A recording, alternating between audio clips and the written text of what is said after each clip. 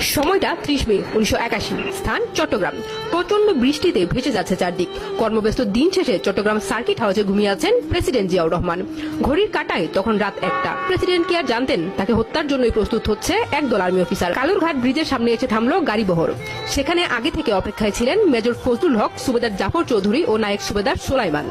গাড়ি থেকে নেমে সঙ্গে নিয়ে আসা 3টি হ্যান্ড লাঞ্চার, 11টি SMG এবং 3টি গ্রেনেড ফায়ারিং রাইফেল প্রস্তুত করে ফেললেন সেনা অফিসাররা। পর্ব সমাপ্ত হবার পর শেষবারের মতো সবাইকে ব্রিফ করলেন কর্নেল মাহবুব। সবাইকে প্ল্যান সম্পর্কে আবারও মনে করিয়ে দিয়ে সতর্ক থাকলেন। দেখতে দেখতে তখন রাত 3:30। 3টা পিকআপে উঠে বসলেন মোট 16 জন অফিসার। গাড়ি এগিয়ে চলল সার্কিট হাউসের দিকে। 3টা পিকআপের দায়িত্ব দেওয়া হয়েছে 3টি গ্রুপকে। ভোর 4টার দিকে সার্কিট হাউসের কাছাকাছি চলে এলো 3টি পিকআপ। ততক্ষণে বৃষ্টিতে তলিয়ে গেছে রাস্তাঘাট। পুরো শহরের মানুষ ঘুমিয়ে, জিয়াউর রহমানও গভীর ঘুমে। সার্কিট হাউসের বাইরের গেট বন্ধ, জানালাগুলো অন্ধকারে ঢেকে আছে।